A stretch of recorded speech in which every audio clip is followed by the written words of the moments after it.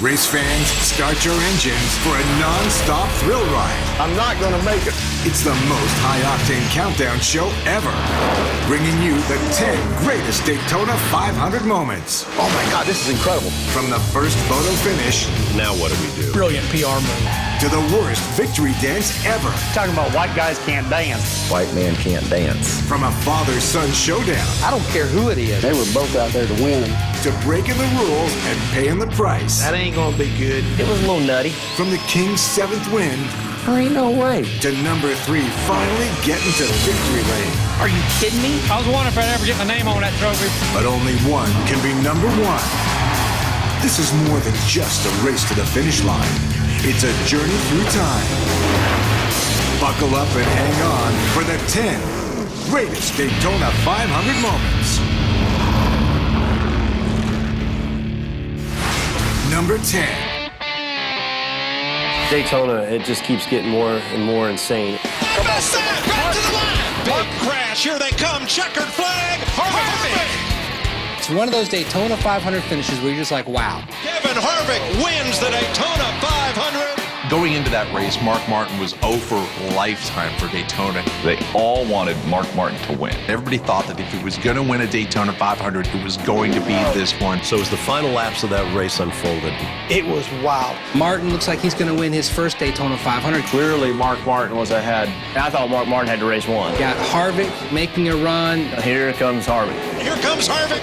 Kevin Harvick is the where did he come from? Mr. Where did he come from? Where did he come from? Kevin looked like he was shot out of a cannon. And then a huge melee takes place right behind him. It's like, whoa. Still wrecking. They're wrecking everywhere. The big crash started happening behind them. I mean, it's just like the world exploded behind them. I couldn't tell who won. They're side by side, people wrecking behind them. Checkered flag. Harvick. And then you've got his teammate, Clint Boyer. Clint Boyer on his roof. On his roof. Upside down and on fire. We got one car on his roof coming across the start finish line. Still wrecking. They're wrecking everywhere. Great finish. You got to give it that. Mark Martin looked like he was going to win, and Harvick gets by him. He was able to just scoot over that line, by an eyelash. Another heartbreaker for Mark Martin. I wanted to win that thing, and we're going to have to pry it out of my fingers, man. It just wasn't meant to be. I didn't get the job done. Actually wish Mark Martin would have won the race, though. It was so close to a dream come to true race for all of us. Number 9. When you dream of a finish, that's the one you dream of. Richard Petty goes back in front. They both spin. They're in the wall. Petty is sliding. 1976. That's the race. It's almost like the Ali Frazier fight. The car stops 300, 400 feet shy of the finish line. Pearson is still running. Petty Pearson, I still think, is the #1 rivalry in all of NASCAR racing history. Those two names and those two drivers were synonymous with winning. the 1976 Daytona 500 had one of the greatest finishes ever. This was the penultimate match between Petty and Pearson. Nobody knew who was going to win the race. One would lead, then the other would lead. One would lead, then the other would lead. It was like, oh my God, this is incredible. Petty makes the pass Pearson. And Richard had just almost cleared David, but almost. They both spin. They're in the wall. Petty is sliding. Pearson's sliding. He's going through the grass. It looked like they were in a demolition derby or one of those figure 8 races. Both cars slide to a stop. Richard slides further than Pearson, and so He's sitting there in the grass. Here's Petty trying to fire to come across the line. Come on, start the car, start the car, start the car. Petty's trying to get his refired, and And we all run out to push him. Pearson's car finally coughs back to life. here comes Pearson. In a crumpled heap. He's just chugging along, trying to get to the finish. And just sort of limps across the line. Pearson wins the race. Petty's still sitting there. The winner is car number 21. An amazing finish. Richard Petty's car demolished. Probably one of the most exciting finishes we've ever had. Number 8. They cross the stripe in what appears to be a dead heat. A finish too close to call. I mean, a photo finish at the first Daytona 500. On the last lap of the Daytona 500, 3 cars, 2 of them on the lead lap. it's my father, Johnny Beauchamp, and Joe Weatherly. Joe Weatherly is a lap down. Off turn 4, Beauchamp maintains the advantage. Dan Petty catches. As they cross the start-finish line, You see this incredible 3-wide finish. it's a photo finish. They cross the stripe in what appears to be a dead heat. A finish too close to call. It was so close, you literally couldn't tell. I think folks at NASCAR probably looked at that finish and thought, now what do we do? Johnny Beauchamp was initially given that win. In typical fashion, my grandfather protested because he felt like he had won the race. And it took him 3 days to find the guy that shot that picture. If you've ever seen the photo, it's an amazing photo for the time. T. Taylor Warren took that photo looking across the start-finish line. But you look at it and you say, yeah. Lee Petty had actually got to the start-finish line first. Kind of like delayed gratification, if you will. So 3 days later, they come back and they declare my grandfather a winner. Imagine if that happened today. Somebody said, well, how'd you know you won the race? I said, I looked out the window, and I had to look back when I went across the finish line. I think, truthfully, Bill France Sr. knew who won the race, but they were able to drag it out for a few days. It was a brilliant PR move. Number 7. Is he running out of fuel? He's coming across the line slowly, but he takes the checkered flag. The biggest thing that won that 500, they had the best strategy. Strategy's always been a part of this sport. 2 tires, 4 tires, gas and go, what are you going to do? Petty was running a good race. Wasn't a dominant car, didn't lead a lot of laps. That win came with a call that his crew chief made. When Petty came in to make that pit stop, Dale Inman makes the call. When everybody else was changing 2 tires and 4 tires. Made a great pit call. Let's just take gas. They're only adding gasoline and either way, a very quick pit stop. Come in, gas only, gets him out in front of the rest of the pack. Gets back out on the track in the lead and never looks back. A brilliant maneuver by Dale Inman and Maurice Petty. We were fortunate enough to make the right decision on gambling right at last, and then our luck worked out, so couldn't have been planned any better. And Richard wins by a pretty hefty margin. Wins his 7th Daytona 500. Takes the checkered flag. How many more Daytona 500s can Richard Petty win? Here we have a man that's won the Daytona 500 7 times. Are you just going to keep winning races forever? I'm going to keep on trying, Ned. You can bet on that. Coming up next, the Jarrett's show how to win. The Dale and Dale show. Dale and Dale show. Dale Jarrett's going to win the Daytona 500. And DW shows how not to. Wait. This is the Daytona 500, isn't it? White man can't dance. When the 10 greatest Daytona 500 moments returns. Time now for the honorable mentions that just missed the 10 greatest Daytona 500 moments. Rusty Wallace, 20 feet in the air, spinning, crashing. It was certainly an interesting sight, seeing a car flying through the air while you were going on the backstretch. Derek Cope drives off to victory. Earnhardt's got a flat tire. One of the most unbelievable things that I think's happened in the sport. I don't think I've ever seen a car come apart as much as his car came apart. The car went one way, the rear end went another way, body parts were going another direction. Number 6. I think he's going to make it. Darrell Waltrip calling the bluff, and he's on his way. The Daytona 500 in '89 will always be forever my number 1 favorite win. Following Lapani to the line, Darrell Waltrip brings the Tide Chevrolet across. It's one of those cases where the great athlete reaches that holy grail moment. He goes from lap 144 to lap 200 without a fuel stop. He rolled the dice in a big-time way. I told Hamlin, car driving pretty good. I'm pretty happy. Save a little fuel. If we can save a little fuel, we might be able to stretch this thing out. Darrell drafted everything there was to draft that day. He drafted a seagull down the back straightaway with about 10 laps to go. White flag comes out. Darrell kept calling in, I'm out. I said, I'm not going to make it. I'm not going to. No, I'm okay. Hamlin said, just keep going. You're going to make it. You're going to make it. No, I'm out. It's sputtering. None of us could believe that he could go that far. As he came through turns 3 and 4, it occurred to everybody, I think he's going to make it. Darrell Waltrip brings the Tide Chevrolet across. Stevie. I won the Daytona 500. I won the Daytona 500. Wait. This is the Daytona 500, isn't it? To see Darrell, the tears running down his face. Darrell Waltrip finally wins the Daytona 500. What a special day to see my brother being able to finally win the Daytona 500 right up until he decided to do that dumb dance. One thing I could think of was to do the shuffle, and it wasn't a very good Icky shuffle. That was a terrible Icky shuffle. And he's like, You talking about white guys can't dance. White man can't dance. I love you, Champ, but you can't dance. I think he does a pretty good Icky shuffle. spike the helmet, and the rest is history. Even though it was a terrible Icky shuffle, it was a great win. The joy in victory lane and the Icky shuffle and the helmet spike, it was just a day of joy for Darrell. I guess this one good thing about it is you'll never be forgotten for doing probably one of the craziest things at that point in time, at least in Daytona history. Number 5. Come on, Dale. Go, baby, go. It's the Dale and Dale Show. Go, Dale. It was the Dale and Dale Show. Here he comes, Earnhardt. It's the Dale and Dale Show. Just could not script the situation any better. Dale Jarrett's going to win the Daytona 500. There's Ned Jarrett, Easily one of the most respected gentlemen. a champion himself. 50 wins, 2 championships. Ned Jarrett was calling the race in the booth. Really wasn't Ned's job that day. He wasn't the play-by-play guy. They saw this situation developing. A father gets to call his son's Daytona 500 win. Let the two of them make the statement about the afternoon. You can hear the emotion in his voice. Take him to the inside. Don't let him get on the inside of you coming around this turn. Ned's usually pretty calm and collected, but that day... You know who I'm pulling for. It's Dale Jarrett. Bring her to the inside, Dale. Don't let him get down there. It's the Dale and Dale Show. You know who I'm pulling for. Come on, Dale, you can do it. Come on, Dale. Hold her down there, Dale. Don't let him get under you. He's going to make it. Dale Jarrett's going to win the Daytona 500. That was one of the best moments in broadcast history. You can hear him talking about his wife, Martha. Sitting down in the motorhome. Oh, look at Martha. Oh, dear. Martha, Dale's mother, Was too afraid to watch the race in person. Poor girl, she needs help. To have Dale win the Daytona 500 with his dad calling the race. Dad watching his son. And beating somebody like Dale Earnhardt Sr., who at that time had never won.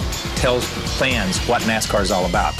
You did just exactly what you had to do, like I told you, right? That's right, exactly like you told me all along, Dad. Thanks for everything. I appreciate it. One of those feel-good moments when a dad just could stand there and be just so proud of what his son has just accomplished. You dream that it could be you, but if it couldn't be you, I mean, who better than Ned Jarrett?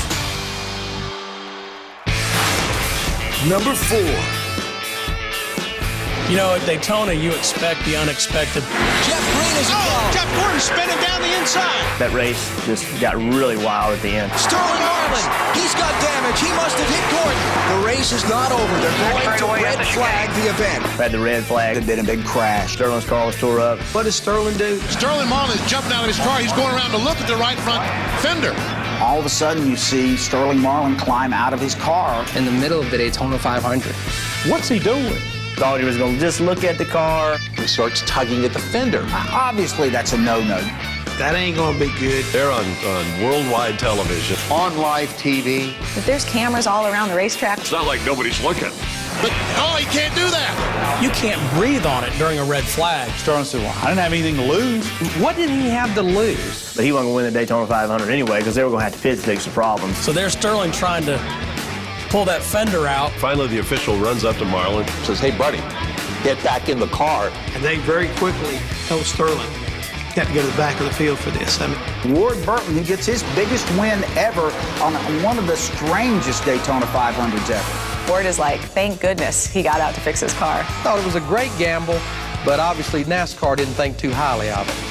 Oh, Sterling, you can't touch the race car, but that's part of why we love Sterling Marlin. Coming up next, the Allisons battling. Allison and Allison 1-2. No, Dad, man, you're the greatest. And Earnhardt celebrating. I mean, everybody came out on pit road. Crew members, quite frankly, crying. Dale Earnhardt finally wins Daytona. Are you kidding me? When the 10 greatest Daytona 500 moments returns. 100 moments. This is number 3. And it will be at the line. The Allisons, father and son. So you knew at some point in time it was going to come down to Allison versus Allison. And they have enough lead that I believe it is going to be a battle between the father and son. I had the car to win the race with, but something happened to the car.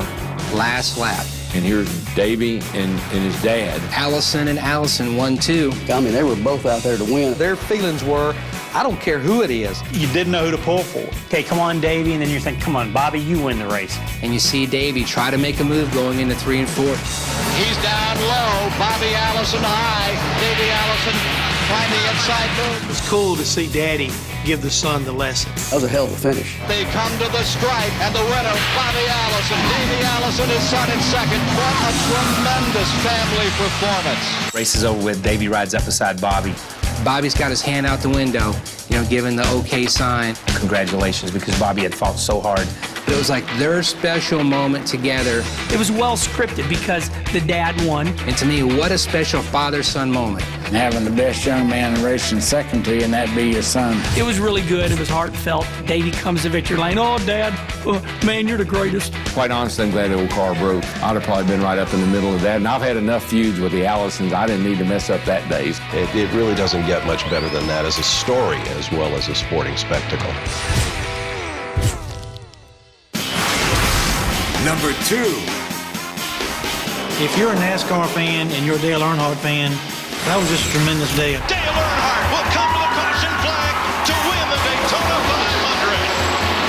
Finally. If you want to be considered successful in racing, you've got to win the Daytona 500. He had worked so hard and had won so many races. But darn, for some reason the 500 kept eluding him.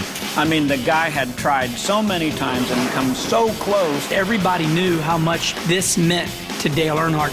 He wanted that Daytona 500 more than anything in the world. That trophy had to have Dale Earnhardt's name on it. If you weren't a fan of Dale Sr., you were that day. Here's Earnhardt, who's been chasing the Daytona 500 for 20 years at that point. This was the last race left on his resume. And all of a sudden, this is coming down to the end, and you're thinking, something's going to happen. What's going to happen this time? You know, what's going to keep him from winning? All the cards were right. Here comes Earnhardt. And there's trouble coming off of turn 2. We were coming to the white flag. They had a wreck on the backstretch. Whoever gets back to the start-finish line, they'll get the white and the yellow together. When they took the caution flag, it became apparent that he would finally win the Daytona 500. Dale Earnhardt will come to the caution flag to win the Daytona 500. It was more what happened when the race was over. When he came down pit road. When he came down pit road. And every crew member from every team. Every man on every crew. I mean, everybody came out on pit road to congratulate him. And to slap him a high five. And high five that guy when he came by. Just want to say, you know what? Congratulations, you did it. Crew members, quite frankly, crying. That's a lot of respect out there for those guys. Most anticipated moment in the history of NASCAR racing. I've never seen a show of respect like that, and I don't know that we ever will. Everybody was on the same team after the end of the race. So you don't see that, from every time someone wins the Daytona 500. You've done everything that can be done in this sport, and you finally won the Daytona 500. Coming up next, the greatest Daytona 500 moment of them all. They start banging off of each other. They're spinning out of control. My God, does this happen every race? Hey, there's a fight. And the whole world was watching. Just classic NASCAR. When the 10 come back to the 10, we've seen 9 unforgettable Daytona 500 moments so far.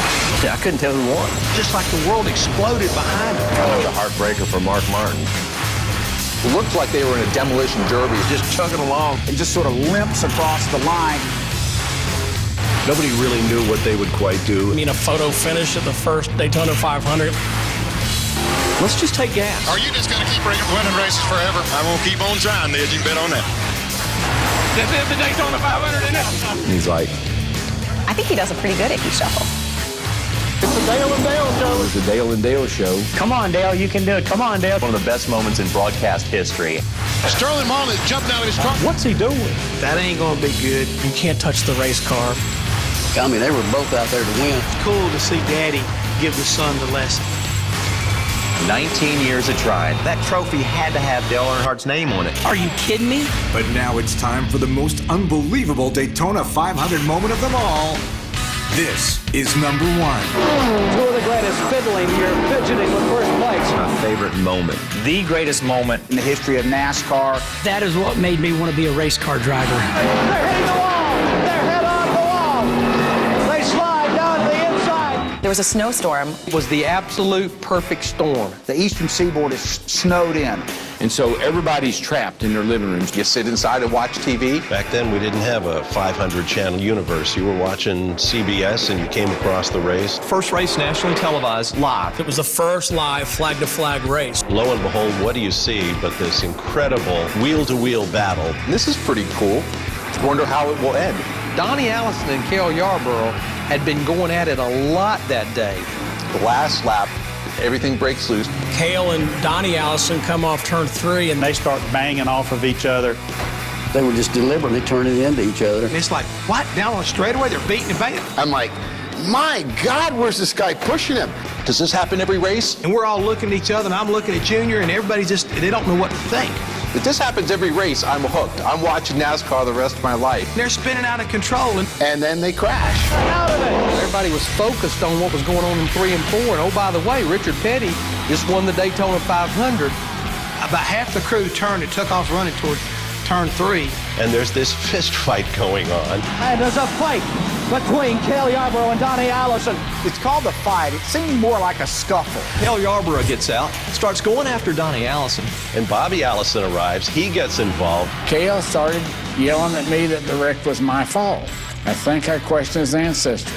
Cale lunged at me and hit me in the face with his helmet. There seemed like there was some mixed martial arts going on. Cale seems to try to do some sort of a kung fu move. Cale's got one leg up in the air and Bobby's trying to punch. And they're off in the mud over there like they're having a mud wrestling contest. It was some good old redneck fun.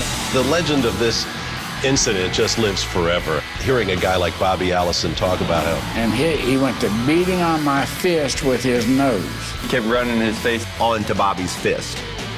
My story, and I'm sticking to it. I think it wasn't about the fighting. It was more about the essence of how much it meant to those people. It showed that these drivers are passionate about the sport, that yes, this is a sport. Got the nation's attention for NASCAR stock car racing. It built the sport. That's really what put NASCAR racing on the map. And the whole world was watching. A national television audience. And the next day, you know, it's front page of every newspaper. It was something that the average blue-collar guy across America could really catch a hold of and say, man, that was fun. Across the stripe with what appears to be a dead heat. Only adding gasoline and he's away. Darrell Walter brings the Tide Chevrolet across. It's the Dale and Dale show. But, oh, he can't do that. The Allisons, father and son. I was wondering if I'd ever get my name on that trophy when y'all built that thing. And there's a fight between Cale Yarborough and Donnie Allison.